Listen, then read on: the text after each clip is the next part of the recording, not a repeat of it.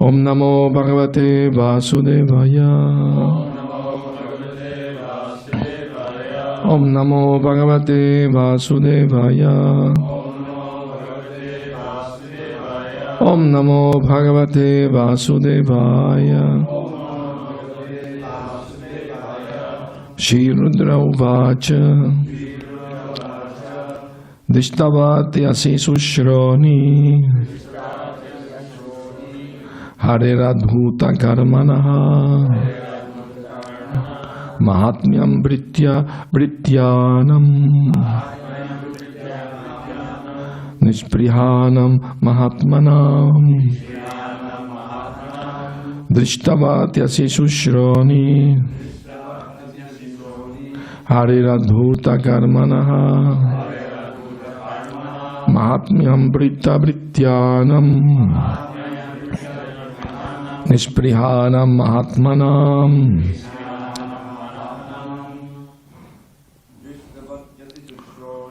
Dishtavatyasi Sushroni. Hariradbhuta Karmanaha. Mahatmyam Brityanam. Nisprihanam Mahatmanam.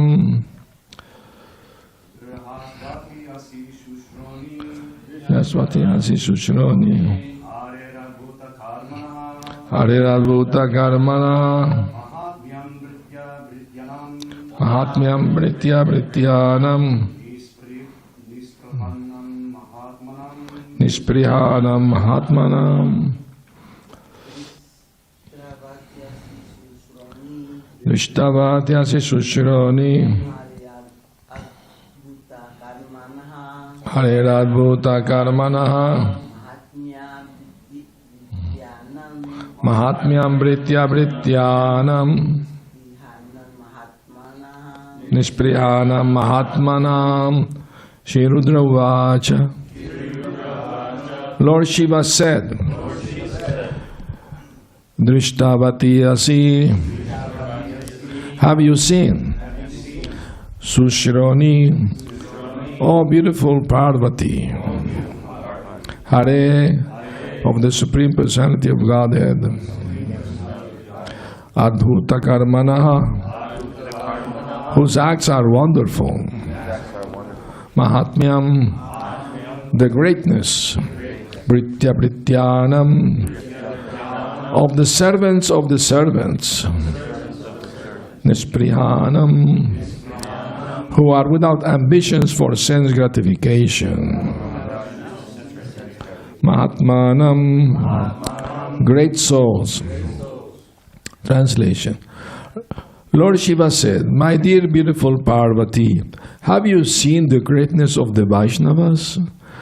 Being servant of the Supreme Personality of Godhead, Hari, they are great souls and are not interested in any kind of material happiness.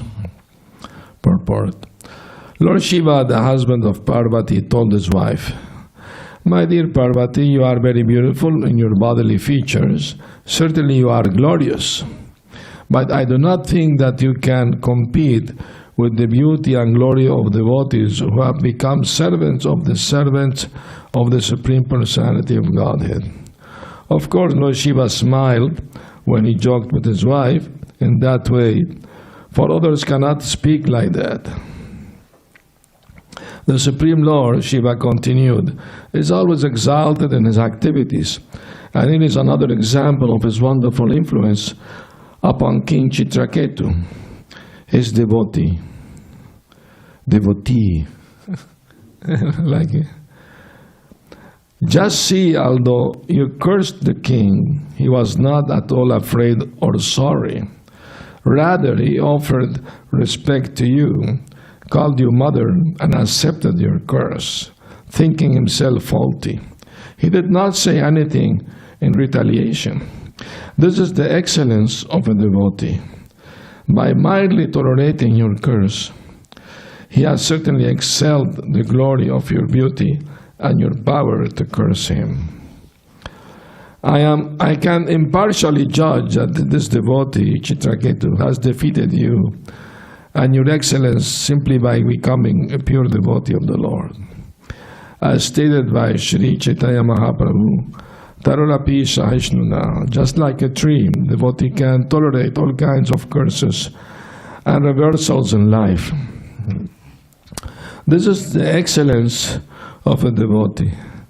Indirectly, Lord Shiva forbade Parvati to commit the mistake of cursing a devotee like Chitraketu. He indicated that although she was powerful, the king, without showing any power, had excelled her power by his tolerance. Om Agyanati Mirandasya Gyananjana Salakaya Chakshurum Militam Yena Tasmai Shri Gurave Namaha.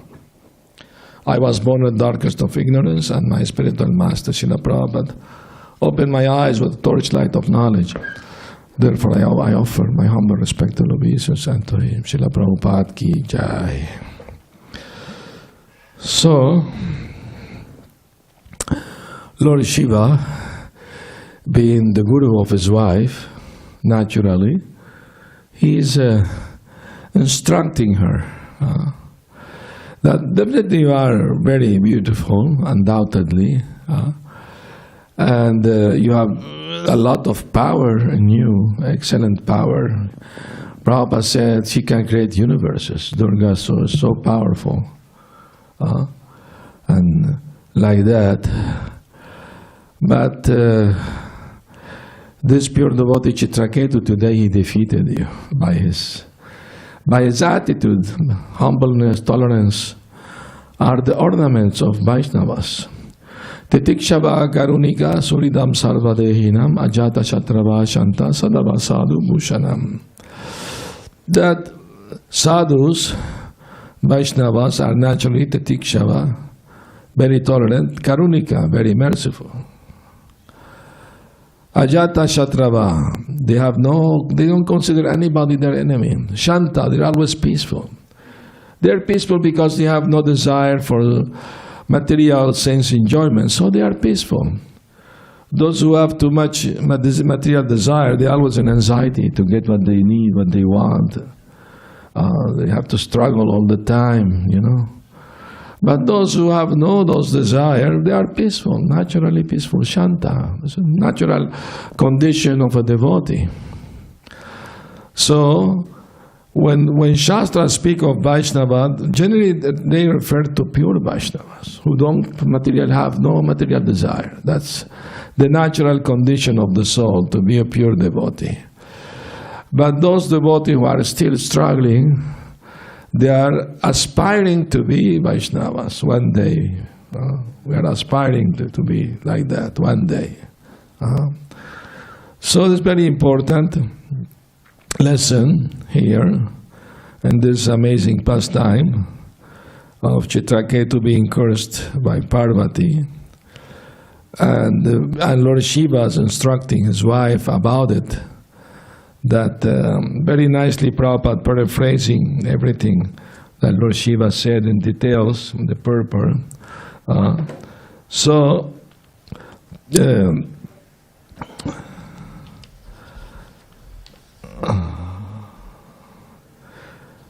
I mean, if was any other devotee, not on the level of Chitraketu, he would have protested, you know. He have said, why you cursed me? I didn't do anything wrong. Why you being so harsh to me? You are such a great personality and you're cursing an innocent person. This is unfair. Shiva, please help me, you know. But that didn't happen. That will be the normal for any of us to react like that. Once a devotee asked me, well, it is said that we should be tolerant. But what about if I can't be tolerant? Don't be tolerant then. If you can't do it, don't be artificial. It's not something like, I'm tolerant, but inside of me I want to kill the person. That's not tolerance. That's you're fooling yourself. Yes, you're trying to show off that you are advanced devotee when you're not. So it's not a question of artificially trying to be tolerant, humble, all this. I mean, Japataka Maharaj himself told me that he was a new devotee in Toronto, Canada. And and in front of Prabhupada, he said very loudly, "Prabhupada, I'm the most fallen." And Prabhupada told him, "You are not the most anything." So we can't artificially try to pose as very humble, very advanced. It doesn't work that way. It's not an artificial thing to do. It comes naturally when there is purity in the heart. It comes out naturally. No? No? When Srivas Thakur was being attacked by those who are atheists, miscreants, although they pose themselves as great Hindus, great Brahmanas, but they were against him because his house was the center of all the Harinam Sankirtan movement. So they were very angry at him that he was spoiling their income, because they get doing all kind of demigod puja and they get a lot of money from that. So now the preaching was, just chant Hare Krishna is enough. You don't need to do all this demigod worship and all this. So they were very angry at him. So one day they put in front of the door of his house paraphernalia of worshiping Durga. And that included wine and meat and all kind of things that's supposed to be offered. So when he saw all that, he said, "Just see, I became a Durga worshipper now. Please don't come to my house, now I am very fallen." Don't do that. He didn't try to defend himself or anything like that, I heard about another great Vaishnava. So many people come to him to disturb him, asking for material blessings, all day. So he decided to do something about it. He smeared in front of the door of his house a lot of fish bones, so, and put a young girl to sweep in front of his house, sweeping. So when people came, "Oh, he's eating fish and having a girlfriend. We don't come here anymore." And he was happy. He didn't care about prestige or fame or unfame, whatever. He didn't care about that. He wanted to worship Krishna peacefully. So for a devotee, being cursed or blessed, but it's the same. Why? Because he will keep doing what he's doing. Eternal servant of Krishna, servant of the servant of the servant. He doesn't change his mentality or attitude just because somebody criticized him or defamed him, even killed him. Parikshit Maharaj was cursed to die in 7 days. He could have counteracted that curse, but he didn't do it. He understood, this must be the will of the Lord. So how to know when is the will of the Lord and when it is not? That's the question. No? I remember once a devotee asked me, "Is everything an arrangement of Krishna?" I said, "No. Could be also this arrangement of Maya." If something makes you forget Krishna, then that's Maya's disarrangement. But of course, for a pure devotee, any reverse in life is an opportunity to take more shelter of Krishna, not to give up Krishna. When neophyte devotees are having difficulties in their life, they tend to lose faith. Why Krishna is doing this to me? I hear devotees speaking like that sometimes. Why Krishna is doing this to me? And who are you for Krishna to do anything for you? We don't have a personal relationship in the neophyte stage, a personal relationship with Krishna yet. Only those who are very advanced, they can have a personal relationship with Krishna like that. No? For example, when Prabhupada's business was stolen, everything, all the valuable equipment, laboratory for manufacturing medicine was stolen, he took it as Krishna's mercy. And he went to consult with his godbrother, Sridhar Maharaj, that there is a verse in Shastra where Krishna say, when I favor my devotee who still have some material attachment, I take away that attachment. So he consulted with his godbrother, and his godbrother said, yes, definitely it's applicable to you.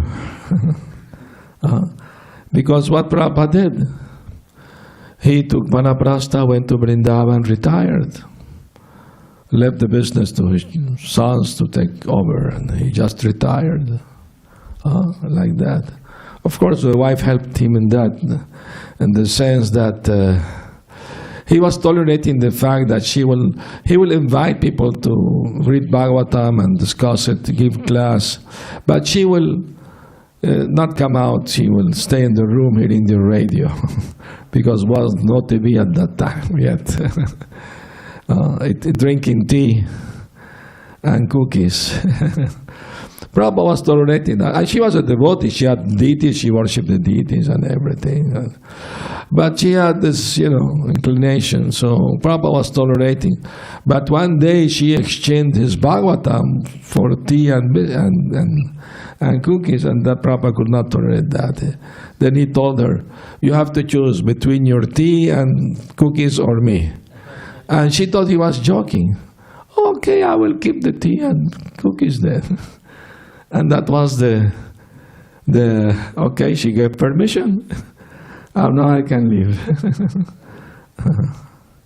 Of course, their children were grown-up men. They were defending themselves, So anyway, but generally speaking, when neophyte devotees, they got in some financial difficulty or any kind of difficulty, health, whatever, they start to have doubts. Why Krishna is not protecting me? Why Krishna is not doing this for me? And who are we to expect anything from Krishna? What level of advancement do we have? If we were really advanced, we will not speak like that. Remember the verse in the 10th canto spoken by Lord Brahma. Tatte nukam shamshushamikshamano bunjanaivatma kritam vipakam hridbhagma dhuri vidadan namaste jivete yomukti pade sadayabak. That real devotee, he see all the problems, difficulty, suffering, whatever, as Krishna's mercy. In the sense that devotee think, because of my past misdeed, I deserve to suffer even more. But since I'm trying to be Krishna conscious, trying to serve the Lord, Krishna is diminishing what I actually deserve. So I'm grateful. He doesn't lose his Krishna consciousness, rather increase it. He keep chanting, keep serving the Lord, serving the devotees. He never stopped doing his duty. Because love is there. You can't serve somebody nicely if you don't love the person. So the whole idea of Krishna consciousness is to awaken our love for Krishna, isn't it? That's why we're here. We're trying to. Once a devotee asked Prabhupada, how can I please you? Prabhupada said, love Krishna. And love means service. Without material motivation, without a material aspiration, or even desire for liberation even. So this process is difficult in the sense that one has to make the decision to give up material sense gratification. That's the main thing of Krishna consciousness. Unless one learns how to control the mind, the senses, one cannot make spiritual advancement. That's a fact. It's like trying to lighten a fire and then pour water in it and then try to dry it and light it again. How long is it going to take you to have a fire? So the same way, we have to make the decision, that's it, for good. No way back, In the Bhagavad Gita, it said that there are 3 doors to hell. Lust, greed, and anger. And when she locked the door and throw away the key. And don't go after some time looking for the key, where it is, where did I throw it? No, what is, it's gone is gone, forget it. We have to get out of the mental platform about thinking of the past. No, if I would have done this, maybe I could have that or this, or I haven't lost this or that. Mental platform. Bhakti Thakur said, the past is sleeping, forget it. Sleep means dream. Dream is unreal. Suppose a man is having a nightmare, a tiger is chasing after him, and his crazy friend entered the room, and he hears his friend crying in his dream, a tiger is after me. And his crazy friend thinks, oh, I'm going to sleep next to him, enter this dream, and kill the tiger. Isn't that a crazy idea? There is no tiger, wake up. So that's the role of devotees, to wake up people. There is no tiger. You are having a nightmare. You are not going to die. You are an eternal soul. Why you're suffering? Because you forgot Krishna. Come. Chant Hare Krishna. Read the books. Become a devotee. That will free you from all fear and anxiety. So this is the propaganda of the Krishna conscious movement. It's offered in the world, but who is ready to accept it? That's the thing. It's the easiest thing and the most difficult thing at the same time. It's easier when one is willing. But if there is no will, then no matter how you try to convince the person, it doesn't work, because the person doesn't want to. That's why Prabhupada preached without attachment to the result. It's up to you. Here is the philosophy. Here is my explanation. It's up to you to accept or not. The same thing Krishna did with Arjuna. So I explained to you everything. Now you make your decision. So Krishna does respect our free will. He doesn't interfere in our free will. Why is that?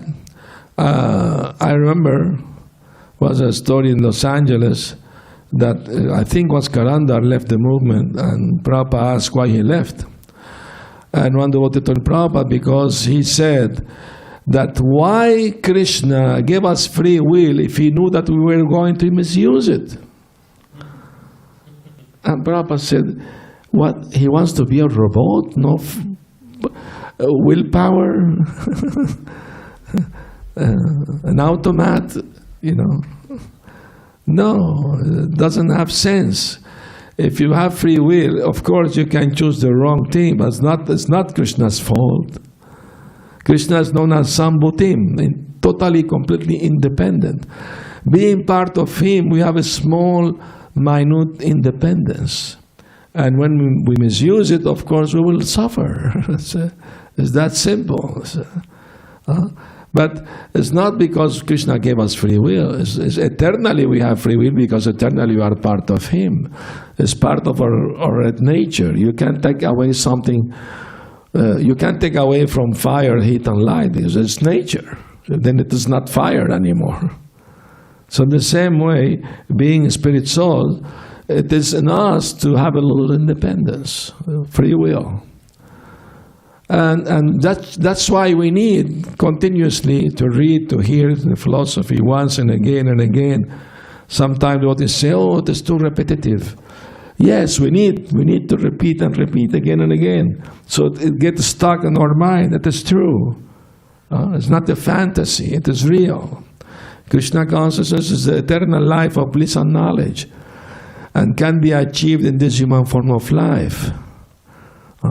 So why don't take it seriously? Why don't just make the decision, I want to surrender to Krishna? Prabhupada was speaking with a young man, and the young man was saying, well, I know my feelings are wrong, but what shall I do where I should surrender? Prabhupada told him, first of all, you have to understand that you always have to bow down to something. You have to bow down to death, to old age, to disease, to this problem, that problem. All the time you have to bow down. Now, since you can't stop from bowing down, you must try to find where you can bow down that makes you happy. Since you have to bow down no matter what. So that's intelligence. That's intelligent because we are, our nature is to, to serve. When we are not serving Krishna, we serve the material body, the senses, the mind, the demands of the mind. And that's a slavery. That's actual slavery. But in the Western world, they are being taught that don't be slavish, don't be slave to anyone, Be your own master, do whatever you like. Why to have guru? Why to have God? Do your own thing, Like I remember when I was, before coming to the movement, I was practicing yoga. I read one book by one philosopher called Krishnamurti. So maybe you have heard about him. And in the book he was saying, you don't need to have guru, be your own guru. And I thought, this guy, he's posing as guru and telling me I don't need guru, so I don't read this book anymore. I don't need him. A full contradiction, complete contradiction. So the world is full of so many mental speculators posing as great philosophers. And they are bewildered and bewildering others too, along with them. And this goes and on and on. Prabhupada said that's the greatest challenge the movement have. So many speculators around propagating their wrong ideas. And we have to fight against all of this to establish the purity of Krishna consciousness. It's not a small task, it's a great, big challenge. It's a great challenge. Prabhupada said at the beginning when I came to America, sometime I didn't know how to answer some difficult questions. But then Krishna started giving me the intelligence, I could answer all these questions. And now, if we are really Krishna conscious, we can challenge the greatest scientist, the greatest philosopher, because Krishna is giving us the intelligence through his teaching, through his book, and also in the heart. He gives the intelligence, I remember once I was giving a lecture in Mexico City, and I was explaining that God is unlimited and we are limited, So one man asked the question, the challenging question. He said, okay, you are saying that God is unlimited and we are limited. Yes, correct. Then why you are wasting our time here? Say, why you say so? It's because if we, being limited, could understand God, then he stopped being unlimited. And all of people there agree, yes, he's right, he's right. And I say, yes, you are right, but if God, being unlimited, can't reveal himself to those who are limited, us, then he also stopped being unlimited. And everybody applauded. So, our process is God's revelation. God revealed himself to his pure devotees. So we are getting all the spiritual realization through Krishna's pure devotees, through Srila Prabhupada, the Guru Parampara. That's how we are getting the realization. We can't get it just by ourselves. By ourselves, we can't reach more beyond the Brahman, impersonal idea of God. I remember I was impersonalist before coming to Krishna consciousness. I was practicing yoga. God is everywhere, everything is God, I am God. Everything is one, But when I read Sri Upanishad, Prabhupada smashed all my wrong ideas. I thought, Krishna, thank you for sending me your pure devotee to guide me. I accepted Prabhupada in my heart as my guru at that moment, But, Krishna put me to test, because I was not living in the temple yet, but I was thinking about it.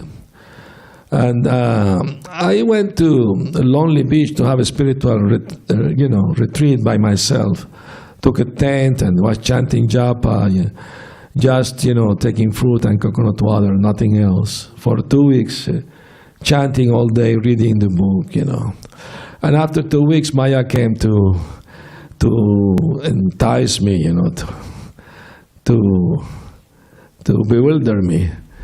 A very close friend of mine arrived at the beach with 2 beautiful girls. And when he saw me, "Oh, my good friend, it's great you are here. And you have this big tent. We can fit the 4 of us in there. And see, I brought marijuana with me, Mary Jane. We're going to have a great time." And of course, after chanting for 2 weeks and reading, I was ready by Krishna's mercy. I told him a lie. I said, "My dear friend, I'm very sorry to tell you, but this tent doesn't belong to me. I have to return it today. I promised to return it today. I can't go back on my word. I'm sorry." "No, call the guy, tell him something, No, I have to leave. I start dismantle all the tent." And the friend was looking at me, "Did you become crazy or what? This is a great opportunity to enjoy. I'm sorry, I have to leave." Run away from the spot, And I was a young man, 20 years old. I wasn't like old man or anything. And young girls, all this. No. And Krishna gave reciprocation. After that incident, I was chanting japa. I could chant like for 8 hours. And I felt so much bliss and happiness. I made up my mind. This is it. This is what I was looking for, real spiritual experience. So that's what made me decide to, next day, go to the temple, surrender, become a monk, brahmachari. So we need this experience. But we have to be patient, enthusiastic, and endeavor with confidence. It can be done. It is possible. Others have done it. Why we are? That's what I thought. I thought, wow, devotee living such a simple life, why I can do it also? If they can do it, I also can do it. They're human like me. If they could do it, they're young as me. So if they can do it, why not me? It's a challenge, So I asked the devotee, what do I have to do to join, to live in the temple? So you have to follow this 4 regulative principles. But I've been following that for almost 2 years. And they told me, what are you doing outside? Come in. But don't waste your time. Come in. So, to say, it's a great adventure. It's a great challenge. It's very exciting. Krishna consciousness. We should always remember that the best thing that happened in our life is to come to Krishna consciousness, to become devotee. That's the best thing that could happen in all our life. All our lives. Thank you. Any questions, comments? Yes?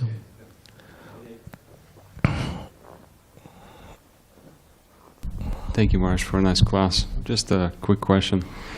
You mentioned about chanting for 8 hours. Yes. Then when you were 20 years old. Do you have an opportunity and a chance to chant for 8 hours now in your life? And if so, how is that experience? Actually, it's not only the time, but the quality. If somebody chanting 64 rounds, but he's distracted all the way, you say, "Oh, I'm chanting 60 rounds," but if your mind goes all day around everywhere, to say, it's not just a question of quantity, but also the quality. If you can chant 16 rounds very, very nicely, fully concentrated, that's good enough, If you have other duties to do, Prabhupada when came to America, he asked the first devotee to chant 64 rounds. That takes like 8 hours. And the devotee tried. They said, "Prabhupada, not possible. We have to stop everything else." Prabhupada said, "Okay, try 32. All right. They tried 32. They came, "Prabhupada, not possible." And that's how Prabhupada established minimum 16 rounds. Understand? If you have nothing, Prabhupada said 16 is the minimum. If you have the time, chant more. But if you are busy serving Krishna, preaching, then, you chant at least 16 minimum. But at the same time, if you want to chant 64 rounds, you can't just do them poorly. How can you chant 64 rounds poorly? You have to have a taste to chant so many rounds. Yeah, of course. You can't do it artificially. Definitely not,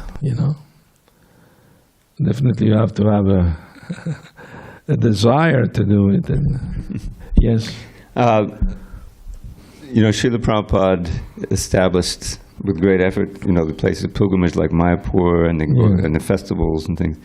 And those are opportunities usually where you can chant more rounds. Yes. Your regular routine is different, and it's meant for more meditation.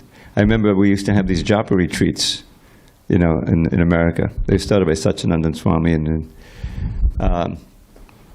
and one of the days, it was like a week, 4 or 5 days, and one of the days, the last day, was everyone going to try to chant 64 rounds, And I remember trying that, and going on and on and on, and eventually I came up with this idea of praying to the name, through the name, to not be distracted and to be able to chant, like that. Yeah. And it was a wonderful experience. Definitely. So it's like, create a time. Okay, we're going to have a retreat now. We're going to establish this, and then now is the time. Then you can, do that, like that. Thank you for sharing. Very nice. Very good. Thank you very much. Yes, you have a question? Please pass in the mic.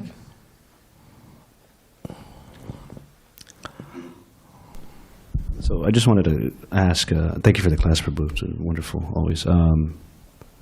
There was, isn't there like some pastimes where there's some advanced Vaishnavas that curse certain individuals? But that's like, because you mentioned, the concept of cursing someone, and then like if they were, transcendental, if they were true transcendentalists, they wouldn't have those emotions to want to curse somebody, right? But yeah, it may happen sometimes. I mean, generally doesn't happen, but sometimes does happen. For example, Durvasa Muni, he cursed one king killed Indradyumna to become an elephant. So, and became...